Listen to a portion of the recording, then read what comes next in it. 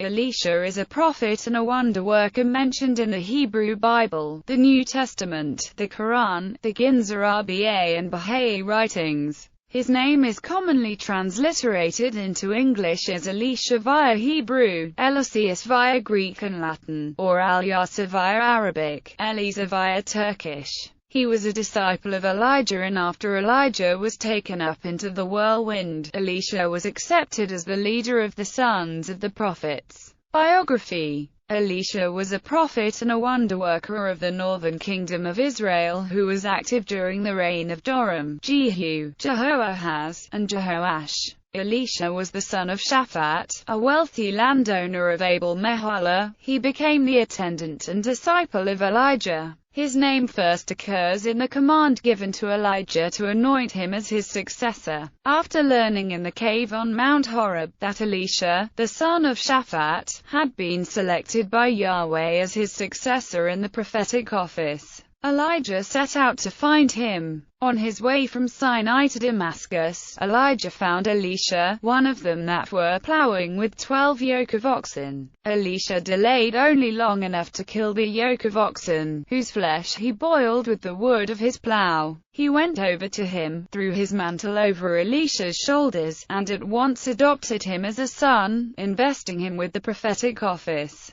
Elisha accepted this call about 4 years before the death of Israel's king Ahab. For the next 7 or 8 years Elisha became Elijah's close attendant until Elijah was taken up into heaven. During all these years we hear nothing of Elisha except in connection with the closing scenes of Elijah's life. After he had shared this farewell repast with his father, mother, and friends, the newly chosen prophet went after Elijah, and ministered unto him. He went with his master from Gilgal to Bethel, to Jericho, and thence to the eastern side of the Jordan, the waters of which, touched by the mantle, divided, so as to permit both to pass over on dry ground. Elisha then was separated from Elijah by a fiery chariot, and Elijah was taken up by a whirlwind into heaven. Before Elijah was taken up into the whirlwind, Elisha asked to inherit a double portion of Elijah's spirit. Some scholars see this as indicative of the property inheritance customs of the time, where the oldest son received twice as much of the father's inheritance as each of the younger sons. In this interpretation, Elisha is asking that he may be seen as the rightful heir and successor to Elijah. Critics of this view point out that Elisha was already appointed as Elijah's successor earlier in the narrative, and that Elisha is described as performing twice as many miracles as Elijah. In this interpretation, the double portion isn't merely an allusion to primacy and succession, but is instead a request for greater prophetic power even than Elijah. By means of the mantle let fall from Elijah, Elisha miraculously recrossed the Jordan, and Elisha returned to Jericho, where he won the gratitude of the people by purifying the unwholesome waters of their spring and making them drinkable. Before he settled in Samaria, Elisha passed some time on Mount Carmel, when the armies of Judah, Israel and Edom, then allied against Mesha, the Moabite king, were being tortured by drought in the Edomene desert.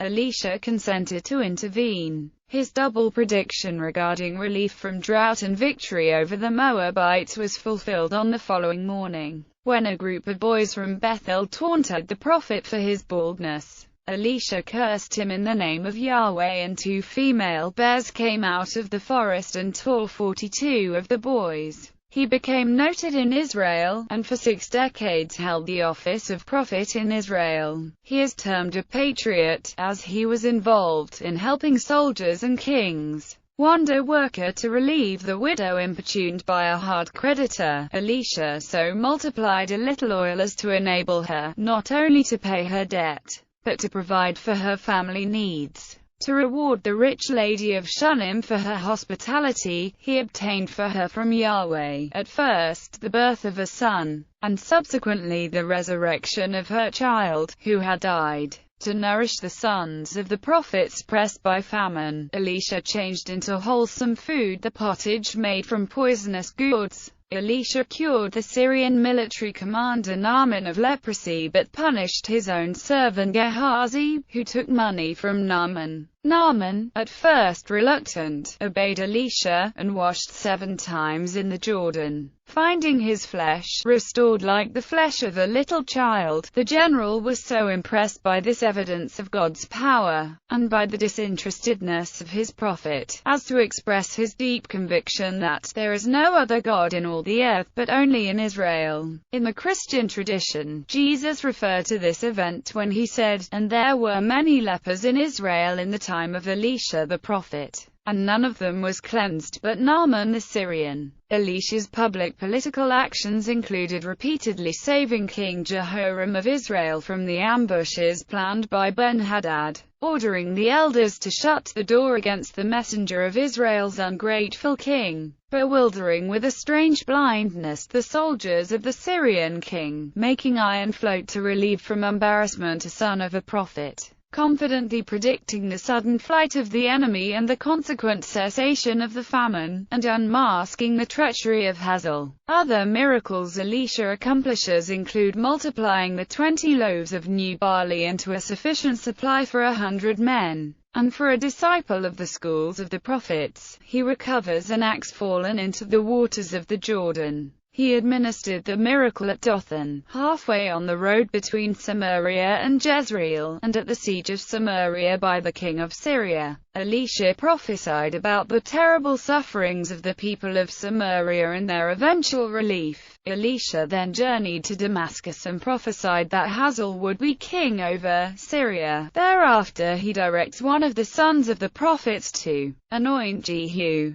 the son of Jehoshaphat, king of Israel, in place of Ahab. Mindful of the order given to Elijah, Elisha delegated a son of one of the prophets to quietly anoint Jehu king of Israel, and to commission him to cut off the house of Ahab. The death of Jehoram, pierced by an arrow from Jehu's bow, the ignominious end of Jezebel, the slaughter of Ahab's 70 sons, proved how faithfully executed was the divine command. After predicting to Jehoash his victory over the Syrians at Aphek, as well as 3 other subsequent victories, ever bold before kings, ever kindly towards the lowly, Elisha died, and they buried him. While Elisha lay on his deathbed in his own house, Jehoash, the grandson of Jehu, came to mourn over his approaching departure, and uttered the same words as those of Elisha when Elijah was taken away, indicating his value to him. My father, the chariot of Israel, and the horsemen thereof." The touch of his corpse served to resuscitate a dead man. A year after Elisha's death and burial, a body was placed in his grave. As soon as the body touched Elisha's remains, the man revived, and stood up on his feet. It has been said that this dead man was Shallum, keeper of the temple wardrobe in the reign of Josiah and husband of Huldah the prophetess. Veneration. He is venerated as a saint in a number of Christian churches.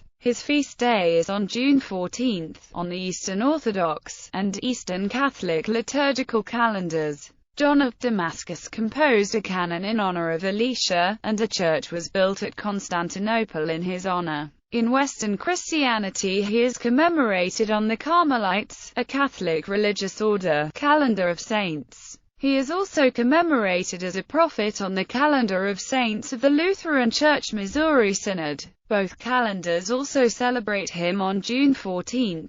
Both the Orthodox and Roman Catholics believed that he was unmarried and celibate. Julian the Apostate gave orders to burn the relics of the prophets Elisha, Obadiah and John the Baptist, who were buried next to each other in Sebastia, but they were rescued by the Christians, and part of them were transferred to Alexandria. Today, the relics of Elisha are claimed to be among the possessions of the Coptic Orthodox monastery of St. Macarius the Great in Seats, Egypt. In Islam, Elisha is also considered an Islamic prophet and is seen by Muslims to be the prophetic successor to Elijah. Elisha is mentioned twice in the Quran as a prophet, and is mentioned both times alongside fellow prophets, and commemorate Ishmael, Elisha, and Ezekiel. Each of them was of the company of the good. Quran, Surah 38, Ayah 48, and Ishmael and Elisha and Jonas and Lot.